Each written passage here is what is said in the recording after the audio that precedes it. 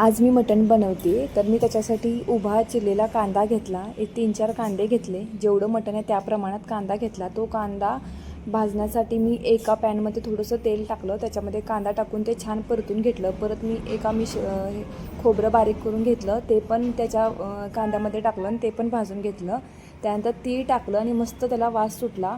हे सगळं मिश्रण एकत्र करून मी बारीक करून घेतलं। परत त्याच्यामध्ये आलं, लसूण, कोथिंबीर हे सगळं टाकून परत हे मिश्रण मी छान बारीक करून घेतलं। त्यानंतर मी एका पॅनमध्ये परत तेल घेतलं आणि त्या तेलामध्ये हे सगळं बारीक केलेलं मिश्रण टाकलं आणि त्याला छान परतलं।